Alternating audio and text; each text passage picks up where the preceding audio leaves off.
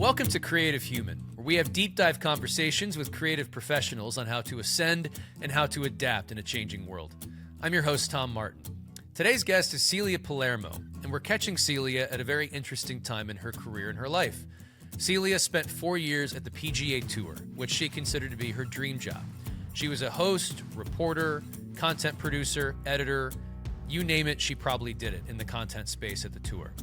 Recently, Celia decided to make a big life change, leaving the tour, and as you'll hear in this podcast quite a bit, everything starts and ends with people. She made a people decision, a personal decision, and it's obviously had a big impact on her life. So how is Celia moving forward in a creative capacity after leaving what she considered to be her dream job? I really appreciate her coming on and discussing this with me. I think you'll really enjoy this conversation. Celia Palermo, welcome to the show. It is so good to have you on, and you and I haven't caught up in a while, so I'm actually really pumped to have you. In fact, I totally mistook where you're living now, what you're doing now, and I'm actually excited to have a conversation with someone who's in the midst of a big life transition, similar to myself. Yes. And it sounds like I just want to unpack a lot of where you're at right now, because it sounds like you've landed somewhere that's really promising for reasons that are right for you. But obviously, how I've known you for a long time now has been associated with something else. So I hope that tees it up a bit for anyone listening to this. But Celia, first and foremost, welcome. And the question we always ask people on here to start off is, what do you think makes you a creative human? Well, first of all, Tom, thank you so much for having me. When I saw you launch this podcast, I was like, this is such a great idea. I know you're going to have on, tons and tons of guests who are the very best at what they do. And so I'm just excited to follow along. But what makes me a creative human? I was thinking about this when I was, when you reached out to me, because I saw you asked someone else this. And what makes me a creative human is, I think, the way that I think about life now as a creator. I think about when I hear new things, I'm like, that's a great story. I would love to produce a feature about that story. When I see the way the light hits, the leaves on a tree at golden hour, I'm like, that would be a great shot. It's the way that we move through life as creators. You see things differently. And, I've just come across so many amazing people with amazing stories, and, hopefully with the honor of one day telling those stories because of the way that I can see it being told. Yeah, so you are that person who's like looking for the opportunity in things that aren't yet jumping out to everybody, but you're like, wait, there's something there. Yes. Okay. Yeah, that was the case when I was in local news as a sports reporter. You're pitching feature ideas in really small towns, and you've got to come up with new ideas every single day, every single week. And so I think that just trained me just to see things differently. And at the PGA Tour, I got the opportunity to tell so many amazing stories. And the great thing about golf is there's constantly new players, coming into the sphere, and everyone's got a story to tell. That is correct. And we could probably go for about 3 hours on local news life. And Yes. It's so funny because this show is first and foremost probably being listened to by people who didn't necessarily take the path that we took.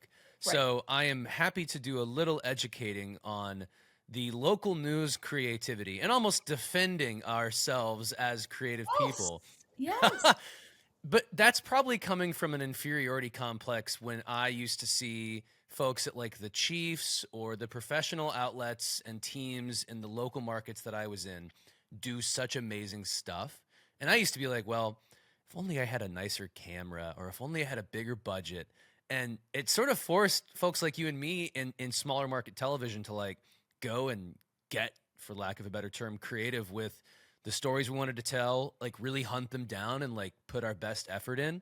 So I lay that groundwork to say, Celia, you went from local news to the PGA Tour. You were there for 4 years. Is that right?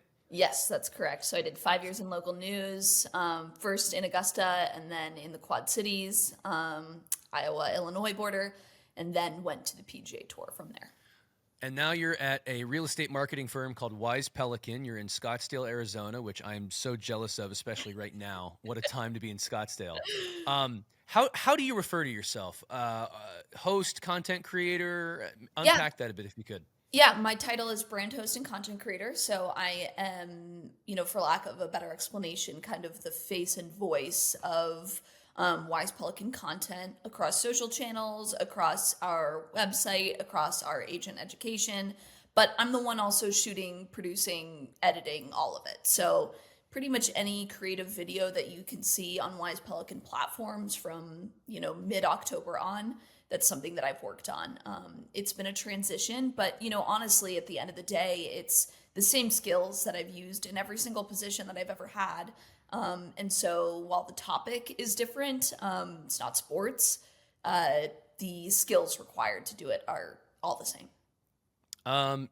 Tell me why you left the PGA Tour. Because for me as a golf nut, I'm like, oh my gosh, the PGA Tour, what a place. You're in beautiful, sunny Florida. I guess you're not downgrading to beautiful, sunny Scottsdale. But yeah, just kind of take me through that decision. And I can empathize certainly as someone who left recently a place that they really enjoyed and had kind of worked hard at. So how heavy was that decision? And to actually go through with it, how are you feeling about it? How are you feeling today? No, it Yes. was a very difficult decision. The PGA Tour was absolutely a dream job, I started as a content associate and worked my way up to senior producer and host over the 4 years that I was there.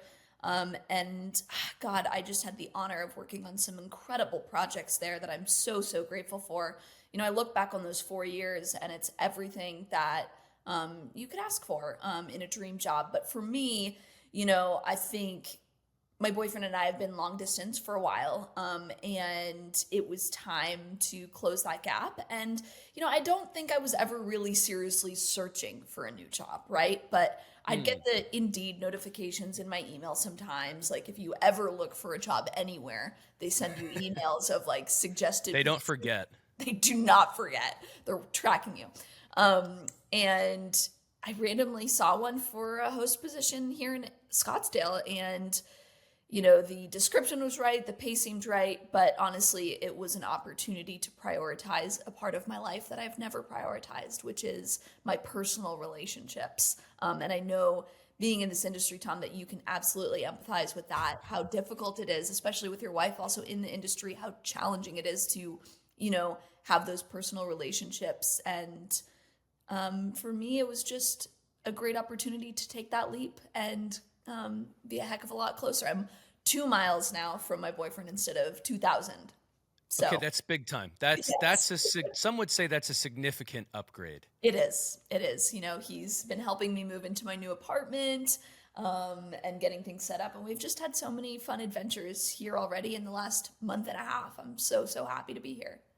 Well, congratulations. I'm very happy for you. Thank you. I am very curious when, especially like at the tour, you've worked your way up. You have gone from, you said, a content associate. Tell me the difference between a content associate and what you wound up doing right before you left. Yeah. So content associate, that's your entry level content producer type role. Got you. And it was interesting. And, I've laughed about this with management and plenty of colleagues, but I had 5 years of creative experience and I was entry level at the PGA Tour. And honestly, you mentioned local news. I think there's a little local news bias about whether or not a local news, sports reporter can transition into a, producer for a major, major company like the PGA Tour. And so, Oh, the answer is yes. The answer is so yes. The yes, skills, like I loved hiring local news folks at Let It right, Fly in Two Circles because the they skills you grind. had to learn, Mhm. it was just, you couldn't replace that experience. So sorry, I cut you off, but keep going. No, it's so true. Those skills that you learn in local news markets, it's what made me as creative as I am because sometimes there's just nothing going on and you have to find something that's going on, right? But I was a content associate for 6 months and then I got promoted to content producer and then within a year to senior producer. And I'd say the difference in duties were not that big. As a content Yeah. associate, you're working on a lot of features, you're helping out on shows. The difference with a senior producer is you're leading the shows as the lead producer and working with the producers and content associates on our team to contribute to that show. So I was still very much coming up with ideas, pitching stories, doing interviews with our players, sitting in post sessions with our editors and audio engineers. And, I think at very basic terms, I was just given more responsibility when it came to the end product. 100%. At the end, I was working on our branded shows and series team. So I was working with a lot of external clients that the PGA Tour works with and wants content either collaborative with the tour or created for their own purposes. So that was a big jump because you're working with a lot of high level clients. I mean, I produced a show for Genesis and they just entered a major deal with the PGA Tour as the official vehicle of the PGA Tour. And so that was a lot of fun. But I was also a host. Some folks may remember the show The Cut that aired on Golf Channel. When PGA Tour moved into PGA Tour Studios, we launched a studio program called The Drop. And so I was a member of the host team for The Drop as well. So kind of got to nurture my on-air skills throughout my time at the PGA Tour, but especially within the last year with the launch of The Drop.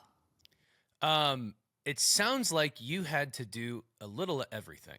Yes. Did you ever shoot? Did you shoot, or were you not holding a camera? It's interesting. For the first 5 years of my career, I was shooting every day, right? Right. At the tour, they have a team of great shooters. We don't have any in-house DPs, so to speak. Yeah. They have a lot of folks that are really good with a camera in our hand. I was not part of that, and that was totally fine. But no, I didn't shoot. That's the one thing I didn't do while I was at the tour. So Yeah. Well, I was to say, it sounds like you did a lot of other things from the standpoint of some folks go like the specialist path. right. And others, I think they sort of feel their value in, wait, you can kind of throw me a lot of different things and I can actually like live up to doing all of these at a high level. How did you balance the on-air element of your job with the down and dirty, I'm trying to get this edit done, dig up a feature story? Again, it's something that local news folks understand, but for those who didn't go that path, I imagine that could be an interesting sort of back and forth in terms of like your identity and what your focuses are. How did you balance those responsibilities? It's very interesting because when I took my job at the PGA Tour as a content associate, it's not an on-air position. And so I accepted the fact that my on-air days could be over, right? Wow. I could never get an opportunity at the PGA Tour. The PGA Tour is big time. I was coming. And you were gunning for that. You were into golf, is that right? Or was Yes, it just, it hey, was this is a golf. nice, always golf? Okay. It was always golf, and I took the opportunity because it was a chance for me to focus just on golf. With local sports, you are covering everything. But my favorite week of the year was always John Deere Classic Week and Masters Week when I was in Augusta. And so it was golf. So the good news was there were never any on-air responsibilities, so to speak. It was on me Yeah. if I wanted to chase that, and I did chase that. Very early on, I was tasked with hosting our Twitter Spaces at the time. That was new, it was cool.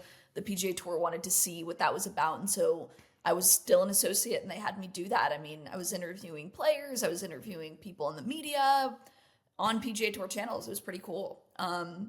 And then it kind of grew more. I was hosting solo our Corn Ferry Tour play-by-play on that we streamed on social. But then I started, trying to find a little bit more. I pitched myself to PGA Tour Live, and they were gracious enough to allow me to do some events on PGA Tour Live, calling play-by-play. Whenever I was out in the field, I would shoot some stand-ups or shoot something or capture a second angle of me doing the interview. And we tried some new things with The Cut while it was still in existence. And I was, lucky enough to be asked to do that. And so for me, it was less of a responsibility balance and more of how badly do I want this? How badly do I want this to be a part of my day-to-day? Because if I didn't want it to be a part of my day-to-day, nobody would have probably batted an eyelash. But, some folks at the tour saw my talent and saw my work ethic and knew that I could balance both. And so it was always doing things off the clock, always doing extra things, but I really wanted it. And so it was worth it. What is it like to work at the PGA Tour? Because it is this large, I guess you could call it a league, so to speak, comparing it to other organizations. And there are so many golfers, and all of them are individual contractors. It's not like you work with teams. There's just a bunch of dudes out there, basically. So you're trying to kind of stay on top of what is relevant or what is sitting there ready for a story to be told, and it just needs to be uncovered and shared. And you're working for the tour. It's not like you're covering it from the outside. What was it like trying to kind of work your way up there and understand how it worked when there's so much to understand and so many ways you could go and so many people and existing relationships? How was that navigation period for you? It's interesting because I feel like at the PGA Tour, what people may not know is that the PGA Tour essentially has its own in-house production company, right? We have producers, editors, audio engineers. We have a studio facility. We have a great network of freelancers that we work with. And so very early on, I realized, it was our job to produce content that made the league look good, that made the players look good. For lack of a better term, it's the PGA Tour's in-house content team's job to extend our PR efforts, right? And so I think, that wasn't a difficult transition for me because you're no longer tasked with asking, most of the hard questions, so to speak. Yeah. We're there to give our players a platform to share stories that are important to them. I think the PGA Tour has done a really good job over the years also balancing the, aspects of what makes golf hard. Certainly there's always more work to do. But, I think for me, the PGA Tour always is several steps ahead of knowing, for the most part, what's happening with our players, things that they want to discuss and things like that. And so it was really cool to also feel like you had a little bit of inside baseball knowledge, of what was going on behind the scenes, and getting to share these stories with people before they knew they were even a thing. Do you have a great work story from your time at the tour? Is there an interview or a pursuit of a story or something that sticks out where you're like, yeah, that's a great story? One of the projects that I'm most proud of during my time at the PGA Tour, I solo produced and wrote a show called Tiger 2000 that aired in April of this year on CBS. It's also on YouTube, and it, of course, covered Tiger's success in the year 2000. That was obviously prolific, 9 wins, including 3 majors. It was a massive undertaking to produce that show. I did not get to do the Tiger interview. That was done the December prior at the Hero World Challenge, so before I was ever assigned to the show. But I got to write those questions. That was cool. But one of the characters in the show that we featured heavily was Butch Harmon. And for those who don't know, Butch can be a little prickly, right? And so it was a challenge. And Butch is Tiger's old coach, is that right? Yes, his old swing coach for a handful of years. And briefly describe the swing coach-player relationship for those who don't understand. It depends on who you are, but they were incredibly close. Butch was on the road often. He was part of Tiger's inner circle. But one thing about Tiger is when he decides he's ready to move on from someone, you're no longer a part of that circle. And so Butch is really sensitive to talking about his time with Tiger because of that, because he never wants to say anything bad. He never wants to be put in a challenging, light with that. Totally get it. Anyhow, I reached out to his assistant over email, just seeing if he'd do the interview, and he was up for it. And so Wow. I went out to Vegas, which is where he's located. And I got there and we got set up about an hour before our scheduled interview. So Butch arrives, he goes to his office. He ducks his head into one of his bays, which is where we set up for the interview. And he looks at me and he said, "Come to my office." I'm like, "Oh God, what is he going to say to me? Is he going to say that I can't ask anything? Is he going to say, like, I'm only talking about XYZ? I have this huge list of questions for him. Is he going to try and intimidate me?" And he looks at me and he goes, "What are you going to ask me?" And I go, "Butch, I work for the PGA Tour. This show is intended to shine light on all of the success that Tiger experienced in 2000. And I'd love to have, your voice as a support in that story, things that you observed, what made that season different. But at the end of the day, Butch, I'm never going to ask you something that makes you or Tiger look bad, because we are here to make everyone, essentially tell a great story, but we're not here to challenge anyone. Mhm. And he goes, "Okay, let's do it." So we go out, we do the interview. It goes great. He's just an awesome interview. He loves doing interviews. He's in his 80s, and so I think he likes to still be, a part of the narrative with golf, and he very much is. He still works with players on tour. But at the end, he got up from his chair, and he looked at me, and he gave me a hug, and he said, "If you ever need anything, you know how to reach me." Oh, wow. Walked away, walked to his office, and that was it. And, everybody beforehand warned me, Butch can be tough, Butch can be tough. You better be prepared. You better have everything right. And I was. And I think he could sense that. So to earn Butch Harmon's respect and trust in that moment was a great feeling. I can't tell you. People think interviewing is easy. They think it's just Right. so easy to sit. All you're doing is asking questions. How hard could it be? There is such a difference. I'm curious what you found. There is such a difference between interviewing and getting answers and interviewing and getting someone to sort of cross over from the stock answer zone into the I'm going to actually say some stuff answer zone. Like, I'm actually going to share a bit. Because to your point, that situation especially, Butch knows what it is. You've teed it up for him. It is, hey, we're not here to make anyone look bad. We're here to get more insight into this awesome time in Tiger's life. He could just say, oh, this, that. He's done the interview so many times, right? He's done that interview so many times.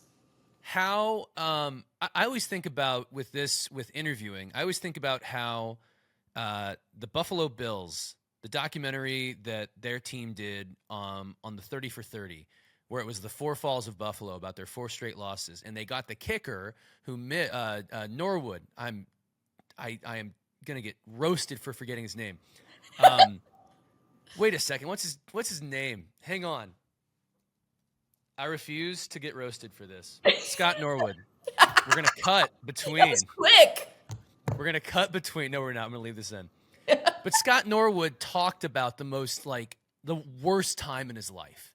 Like missing these kicks. Like just absolutely gut-wrenching. And he talked about it. And people just assume that's an easy thing to get someone to do. And Butch could have looked at this and said, you know what? These memories are tarnished and tainted, and I don't want to go there. So, as an interviewer, what is the key to getting someone to go somewhere that you're not sure they want to go? Just generally speaking. The key for me always is to treat an interview like a crescendo. You have to build. You have to build to that moment. And I've done a lot of interviews that have been about a lot of sensitive topics.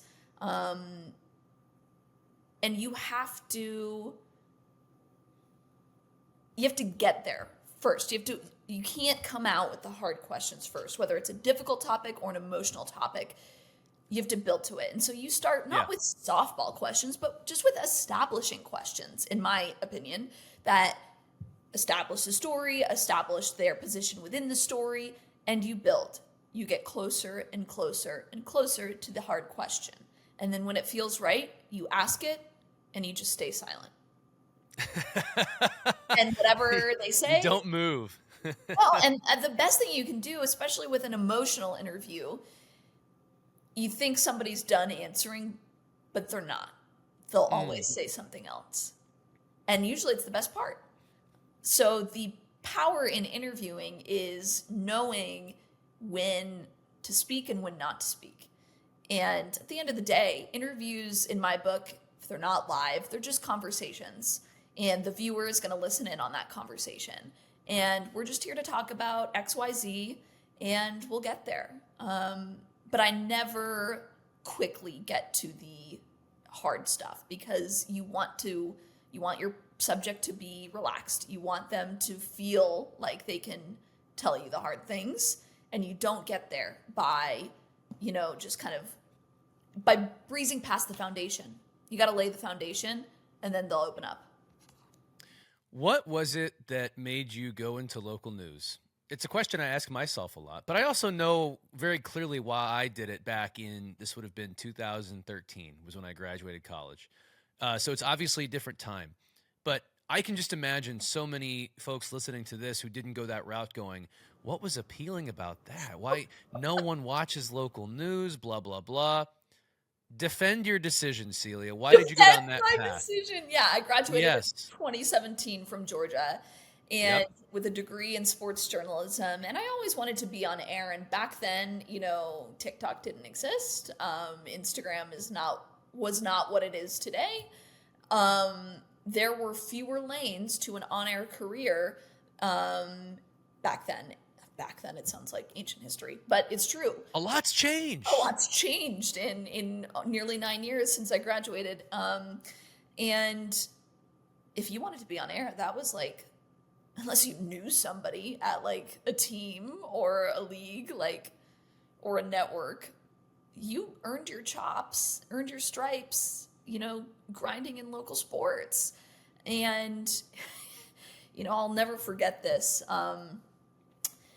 I had applied to, 60 jobs, my senior semester, my last semester at Georgia, trying to find somewhere that would give me a chance. I was in my apartment, I had graduated, and I was packing things up. And I had no job. I was going to move home to my mom's house and just figure it out from there. And my former professor, Michael Castangera, said, there's a station in Augusta. They don't have any sports openings right now, but I think you should talk to the news director and just see what she has to say. And I'm like, okay, sure, whatever. I don't want to do news. What am I going to do? So the news director basically says, we'd love to have you. I don't have any sports positions, but if you take a news position, I will let you help with sports on Friday nights, on the weekends when they need people to go shoot games. That was enough for me. And the decision to go to local sport or to local news, it was hard. We made no money. People in local news still make no money. Can I ask this might be an uncomfortable question. Yeah. So shake it off. Can I ask what your first starting salary was? $31,000. Celia. What? Okay. We talk about how things change Did quickly. yours start with a 2? Mine or started 1? with a 2. I was for the oneers out there, man. I hope every oneer is like all over network TV now. I hope they are the ones who made it, because they had to start. Oh my God, so low. My starting salary was $27,500, and I was thrilled. I was like, oh my gosh, I'm not in the low 20s. I'm in the, and you're in a small market. That money goes a bit further, right? But I hear people sometimes, and it's like they're 22, 23, and they're like, why won't the NFL hire me? Why won't this? No reps. I always see this to people. First of all, there are very few people who get those opportunities, those big opportunities right out of school, right? Very few. Right. And it's a lot of time relationship based. Someone's willing to give somebody that they know a chance, whatever. I always tell people this when they come to me asking for advice. If you start in local sports, you have the opportunity to make your mistakes when the stakes are a lot lower than if you have an opportunity where you are known by a large amount of people and working for a large company that doesn't need you, right? Everybody makes mistakes. Of course, we hope to make very few, Yeah. but it's so important to get your reps somewhere where the stakes are a little bit lower. Nowadays, it's different because you can go viral out of Market 210 for a That's mistake, right. right? But back when we were coming up, it was a lot different then. That's not to say it didn't happen, but I was allowed to be a green sports reporter in Market 110, and I was allowed to find my voice. I was allowed to figure out how this industry works. And the viewership was like, what, 300,000 versus millions of people. That's okay. So, and by the way, people do watch local news. Those Yes, communities they do. care a lot about it. So yeah, I do miss the small market community feel at times, because now I live in New York, which is you're not different watching your local than. station there? Pix No, 11. well, actually, sometimes Pix 11 comes on, and I'm like, this is nice. It's sort of a comfort thing for me. Feels It's like real. it's my comfort Netflix show. It's my Emily in Paris is local TV in New York. Because what people don't know about local TV is that it is always severely understaffed. It is people who have every reason to pack up and leave, and they are just trying to do their very best to cover a large swath of people and stories without near enough resources to do so. So I will never talk down on local news one bit. That said, I was awful my first few years in TV, and just a stuttering mess. And there are some people who come out of school like ready to go. They are a polished product. We're talking LeBron James, St. Vincent St. Mary's Academy, Akron, Ohio, 5 stars. Like, he is starting in the league right now. Some people have that and some don't. I am 35 years old now. I would probably tell you that I got good enough to be a solid professional at most levels when I was like 27. Like, it took a minute for me. Yeah. Everyone's on a different timeline. Everyone's on a different journey and status. So to your point, reps might be just like the only thing between you and one of those big things. It may just not be your time yet. So the idea of going a route in order to get reps to pursue something you love, you have to be glad you did it, right? Yes. Yeah. 100%. 100%. If I never would have gotten into local news, I never would have met folks from the PGA Tour out at the John Deere Classic who ultimately helped me get my dream job at the PGA Tour. I mean, I was literally at the John Deere Classic on a random, I think it was Thursday or Friday, and one of the communications folks, one of the media officials, Amanda Harrington, also went to Georgia. And we were just sitting by the interview area waiting for players to come off the course. And we just got to chatting, and we really connected. And a couple months later, when I applied for my job at the PGA Tour, I reached out to her and just asked if she could help get my resume in the right person's hands. And ultimately, she connected me with someone who ended up being my manager. And, but if I wouldn't have been in local sports, that never would have happened. I never would have met her. Right. I never probably would have landed at the tour when I did. And so I think, I just think back on those years as a sports reporter, and I'm so grateful for them because they taught me how to work hard. And I never would have gotten to the PGA Tour if I wasn't in local sports. I think the lesson for anybody is obviously try your hardest and set goals and let there be a logo or a place associated with that goal. But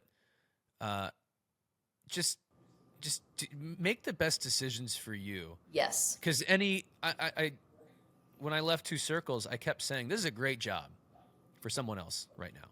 It's just not the best thing for me right now. Yeah.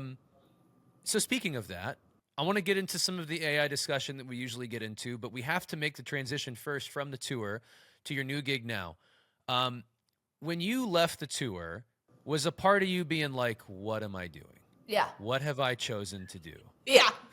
A big part of me. I see what they're doing at studios, and I am so proud of all the amazing accomplishments that are going on. They just tried a cutline show during the RSM Classic, which has been a long requested thing from fans.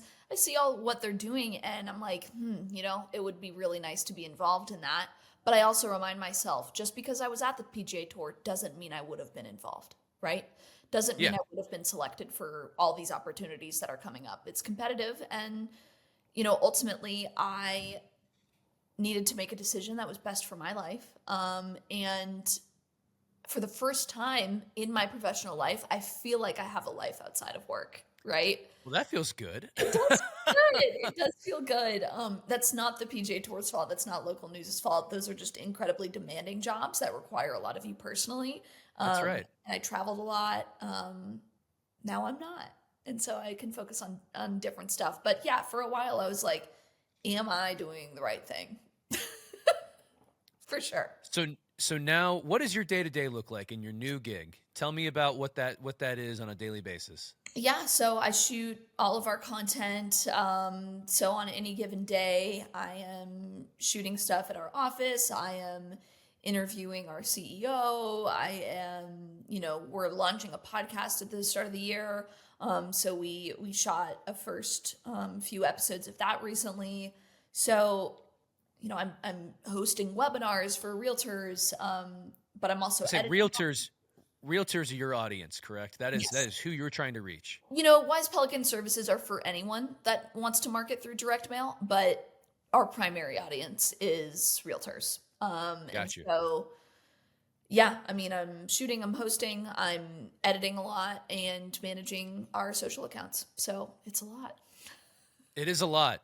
Do you find yourself like feeling the same as you're doing some of that stuff as you would in a PGA Tour setting or at a John Deere Classic setting?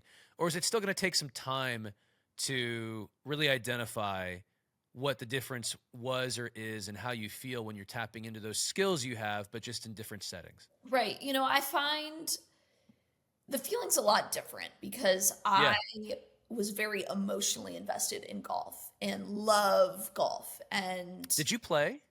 no, I didn't. You I just actually why didn't. did you why do you love golf? Why do I love golf? I don't Yeah. know. I always say it's because, working in Augusta, you have to love golf. That was certainly True. part of it. But I also, grew up going to the golf course with my dad. And I recently learned, I don't know why I just learned this. My grandpa volunteered at the 2000 US Open as a marshal.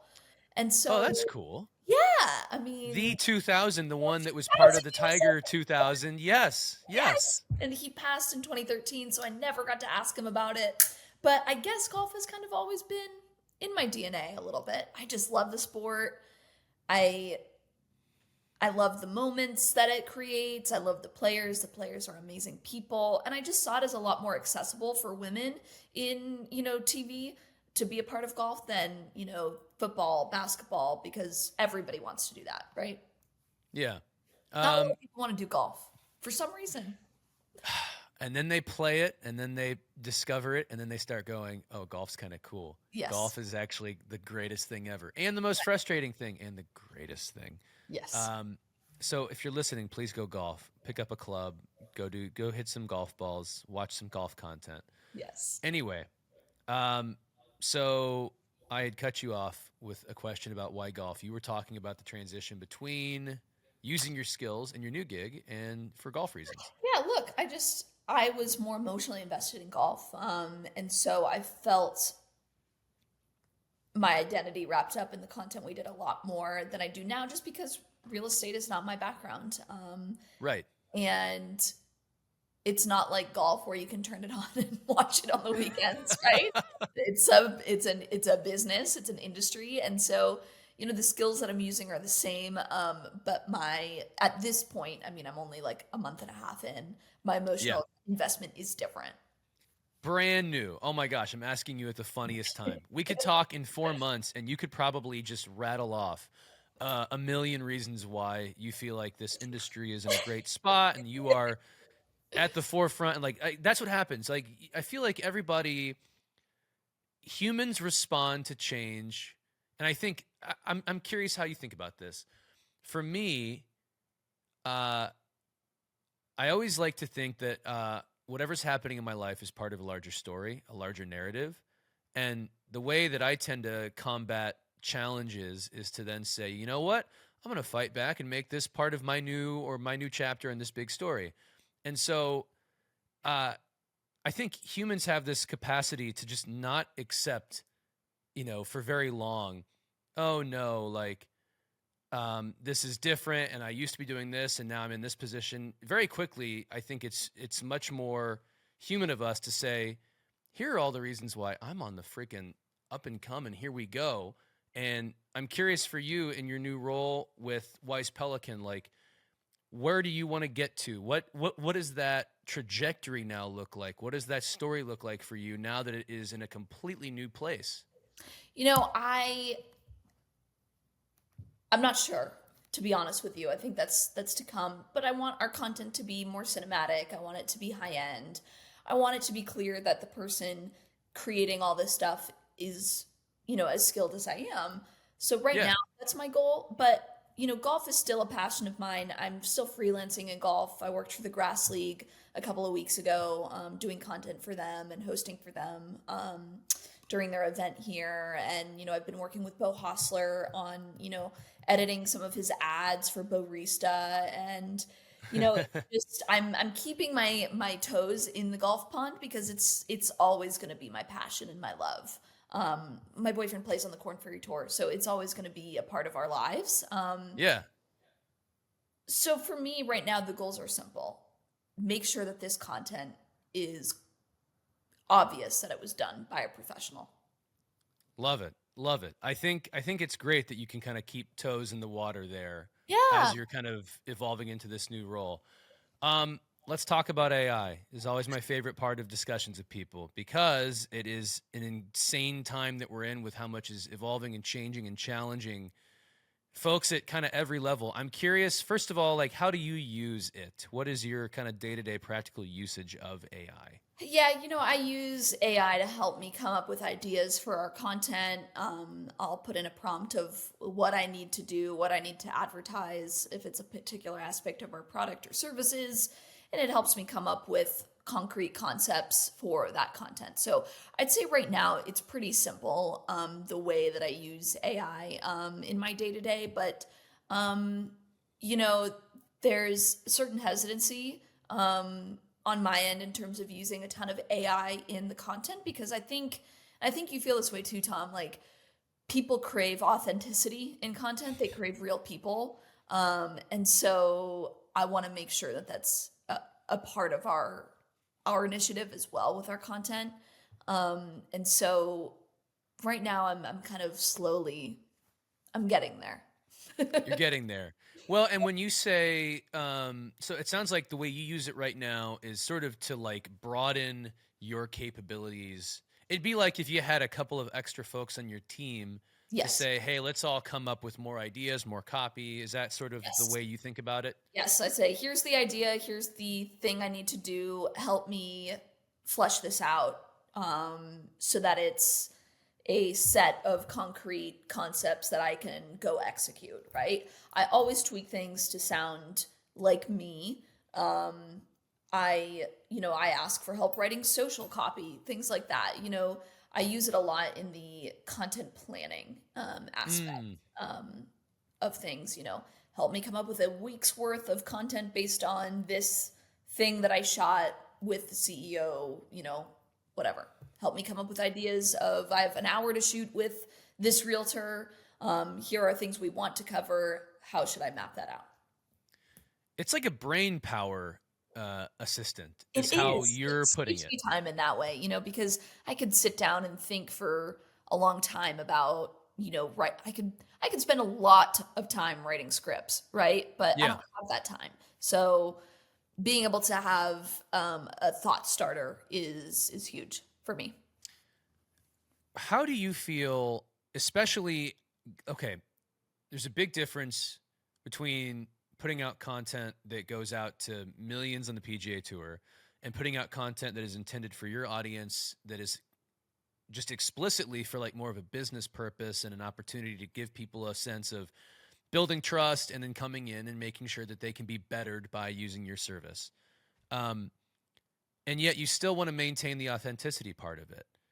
Do you feel like you could get away with more things and say, you know what, we're going to put more content out and we're going to scrape off a little authenticity, but it's going to give us more of a chance to get more leads, to acquire more customers? I feel like there's this sense that like if there's a place that AI generated content is going first, it could be at a place like Wise Pelican. But you're like, no, no, no. Actually, that's against what we think is going to effectively demonstrate ourselves to our customer base. Am I reading that correctly? Yeah, because I feel like real people want real people. And, Yeah. same thing is like, for example, we have a live chat support, right, for our customers, Yep. but it's a real person monitoring that and conversing with you and helping you. It's It's actually not a robot. amazing. It's not a robot. And it's because you want a real human to help you get to the bottom of what you're trying to solve so that you're not in a revolving circle of talking to someone who is just trying to get you to click on this link and maybe the FAQ answers your question. Real people are going to help you get to the bottom of what you're trying to do for the most part. And so I think for me, thinking about content, people, a lot of what we do is selling things, right? They Yeah. want sold things from a real person who can, effectively communicate the benefits to the solution that we're trying to provide. And a lot of times you just don't get that warmth, that human connection from AI generated content. I mean, I've seen videos with like AI hosts and I'm like, their enunciation is all off. Like, I don't want to listen to this because it's just so robotic. And for me, I want to use AI in our content to help us do more, but not at the sacrifice of the human connection that I think our business depends on. Ultimately, realtors are out there working with real people to sell their home or help them buy a home. It's not, a robot doing that for them. And so I think with real estate agents, they want another person on the other end. When we bought our house in Kansas City, oh my gosh, we couldn't have done it without our realtor. I mean, it's such a monumental like thing. Life thing. Yeah, and she just made it so easy for us and kind of helped us understand in those critical moments like what was important to think about and what we could be okay putting less stock into. And it kind of made us feel more at ease. It helped us focus more.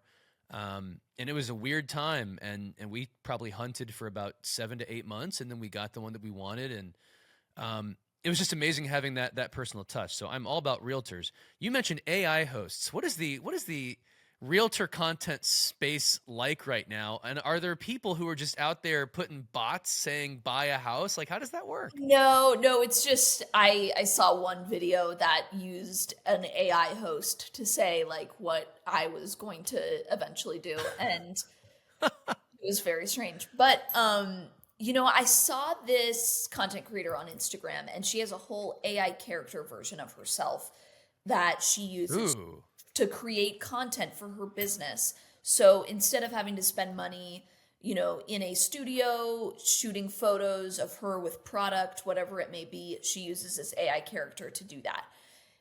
What she did say is, I'll use AI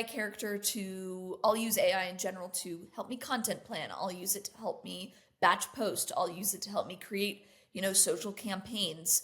But what she will not do is sacrifice. She will spend money on human editors to edit content because real people understand pace, they understand emotional timing, and no amount of AI can create what a human editor can. And I really respected that stance because it's so true. As you know, I mean, there's so much nuance to editing and video production, and a human eye and a human ear can create that better than AI probably ever will. Oh yeah, I love AI tools in editing that can help me. We've been using the program Autopod for a long time. I think of that as an AI editor. Sure. AI not in the sense that like it's coming up with this incredible intelligence that I don't have, but rather it can just more quickly do things that a monkey could do, that a dog could do. Dog, bark when you see this person. Okay, bark. All right, now they're on camera. Okay, don't bark when that person's not there. Like that's all it is. Right. So those type of tasks, I'm very happy to offload to AI tools that are coming out through Adobe, that are coming out through Google, and helping to make what I'm spending the most time on be the most important parts of it with the nuance and the choices that an editor has to make. Hang on, I got to go backwards. So there is this person and she's got an AI character of herself. Yes. What does that mean? So it's her, but Does she look like you and me right now? I mean, the AI character just looks like a smoother skinned version of herself, right? Like a Interesting. more Okay. flawless version of herself. And they look very similar. And I can't remember what her business model is. Maybe say she's selling perfume, for example. She can Okay. create with this AI character, all these different campaigns to sell her latest and greatest product that normally someone would get in a studio and hire this production Oh team yeah. and to do all that, but she uses AI to create exactly what she wants. And she even shows like the prompts that she'll give AI to create these images for her and these videos for her. What's her But name? gosh, I can't remember. I'm gonna have to go back and look. But Okay. she has her own Instagram profile for her business, but then she's given her AI character like a new name. And Wait. Sorry. So, okay, hang I on. think I can't remember. So, Let me see if I can find this. as you're looking, there are AI characters that people can create, and it's actually been a whole thing now where there's like character.ai, and people will just talk to fake friends, or they'll talk to Okay. therapy character, or they'll talk to actually AI Yes. therapy is a whole thing that I don't understand. I feel like the point of therapy isn't to be optimal. The point of therapy is to talk to another human being who can think like you can. So this Okay, you woman, found it?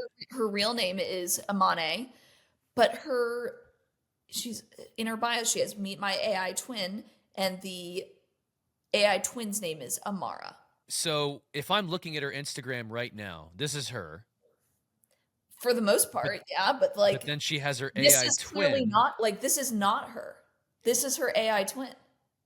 and this has 3,100 followers, basically. Yes. Like Um, this AI.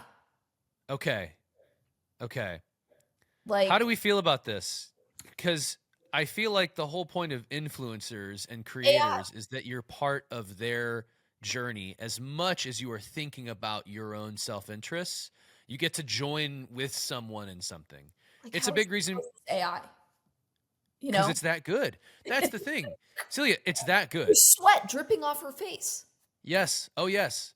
Oh, It's and by the way, let's talk again in December of 2026 when I know. this will be the norm. It'll be strange that AI can't make it look just like this conversation. It's But very strange. it begs the question, like, what's the use in that? There's zero use. I think there's like, and I'm trying to think how to articulate this, but there's like a sliding scale that I think people should follow when it comes to where can AI be good versus not. I have an example for you. You are driving in the car and you listen to Conan O'Brien do a radio ad. And let's say that ad was entirely AI generated, that Conan did not sit down at his microphone and voice it like this. Are you mad if you find out that that was not Conan O'Brien? Not really. Same. But But there's also the ethical question of like, did he sign off in saying this? Like, does he Right. know what he's saying? Like, if he hears this ad, is he going to be like, I never said that? You know, there's that too. So Assume he signed off, assume he yeah, knows. and who But like, cares? but that type of connection, like whatever, who cares? Right. This, where you have an entire Instagram profile of a fake person, and she's just saying, you know what, because I have to go and I don't know, probably like spend time with my kids. I can't be on a mountain today at 3 o'clock. Now fake me's on a mountain at 3 o'clock. I think it's so interesting, Celia, that she is choosing to be upfront about this. Yeah. This is where I'm worried that we're headed. It Is right feels now we're phony, in this, right? It feels phony. but we're in this great moment where people like you and me are like, authenticity is going to win out, and people are skeptical, and people are like, I don't want a disingenuous connection with creators. I'm hoping that holds, but my I my know. my my goal, my hope is that you don't have kids come up who have never been in this universe and they're like 17, 18 years old, right? And then they get into the social media universe or they become adults and suddenly they go, "Oh yeah, it's totally normal to have an AI twin." Like Weird. that's what this is, right? You And my know, AI twin is better than your AI twin.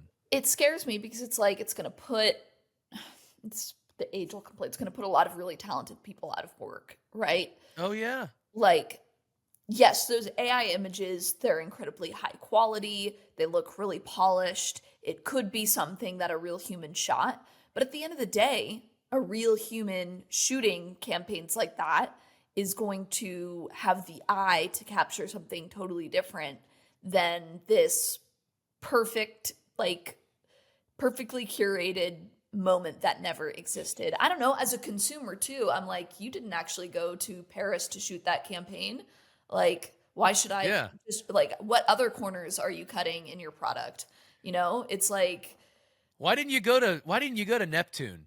Paris seems so you could go anywhere. Why are you staying in the go to a black hole? Be like, here is me modeling, and here behind me is a black hole. yes. Yep. Like So and I don't know. It's just it's a scary thing to me, in my opinion. well, what I think is boding well for us both is like the role you're in right now. Like I said, I think people will come to value your page, the company you work for, because they express a genuine interest in you as much as what you are trying to help them understand can better their life. Yes. So that's why I've always, that's the influencer or content creator space. That's the part of it that I've always appreciated. And it obviously, for those who like are all the time influencers or streamers or whatever, like those people give up their lives to be shared with the viewing audience. And like, that's a bit much.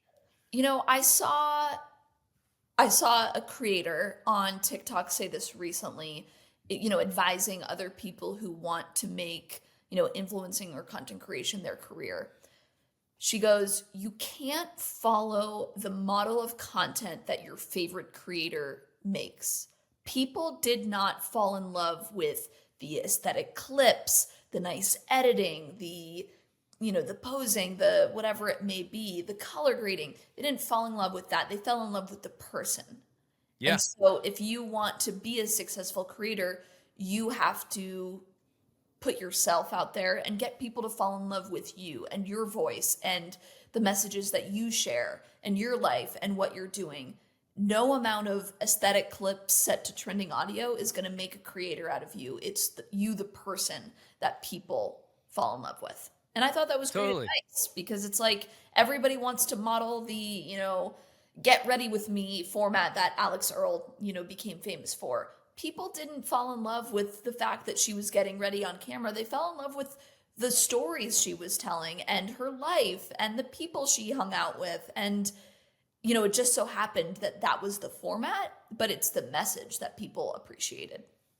Yeah, I couldn't agree more. I feel like, you know, I've said this on a few other shows and in many other conversations. Like, yes, there are tools that can do things like Imani, we can show her looking nice on a set of stairs, it looks like here, with good lighting and all this stuff. But the more people come to understand that that is AI generated, the more they are going to devalue what this is, and they're just going to move on to something else. And you know what? Something else will probably come out of this. Maybe we get grittier content being appealing because suddenly humans are like, well, we know humans are doing that. Humans gravitate to humans. Like, if you ever wonder why that's the case, just like, look at you're a human. You're not a dog. Dogs love dogs. You know what I mean? Like, Why do people love Humans of New York? Because it's human stories that other people can relate to, and it's organic moments in time captured that were not, for the most part, staged in its original concept, right? It's finding people on the streets of New York who have a story to tell. And people, to this day, love that because it's real people. Celia, I feel like somehow we have managed to come full circle on this, where we have gone 2 circles. From in the past, I would be like, yes, totally. And I guess I still am. I love those guys. But you know what? Similar to where I think you'll get. Like, I imagine in the next few months, you will be like, hey, PGA Tour is a great place. Yeah. I don't consider it even a part of me anymore. Yeah. And with all the love in the world for my 2 circles friends, like, I don't consider that a part of me anymore. And it feels so weird, but also it's part of like moving to a different chapter. It's part of your story, who you are. Straight up. Couldn't agree more. So I feel like we, thank you for indulging my just random attachment to this Instagram account, because honestly, like, I couldn't have thought of a better AI use case for us to discuss than Amara/Imani or Iman. I keep looking at this profile and I'm just blown away that this exists. Yeah. It's crazy. AI keeps blowing minds. Well, if you have any parting thoughts, I guess that's my question. Do you have any parting thoughts as someone who, if you've made it to this point in the episode, you haven't tuned out my blabbering so far, or tuned out for it. I feel like, Celia, like, there's a greater understanding and appreciation for how you think, what you do. So taking all that to summing it all up, parting thoughts on your change, the industry, what it means to be a creator.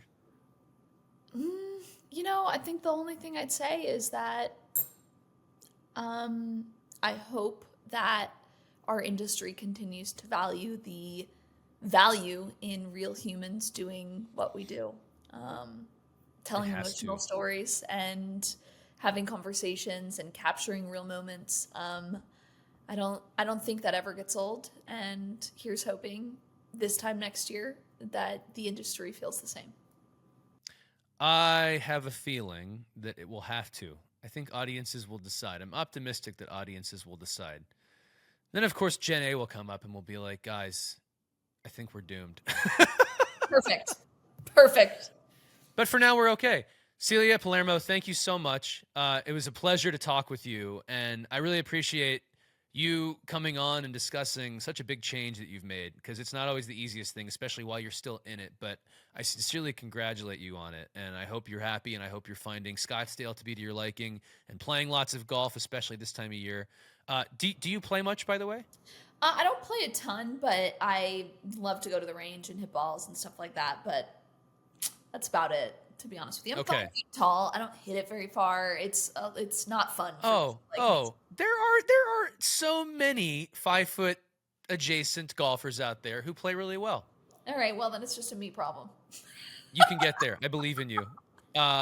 This has been Creative Human. Please listen to us on Spotify, follow us on Instagram, and watch on YouTube. Those are the 3 main places to look for us as we get this thing off the ground and go from 1 listener to 5 to 10 to 20. It's going to be little increments, and we're going to hope to get bigger and bigger. But Celia, thanks so much again for your time. Thanks, Tom.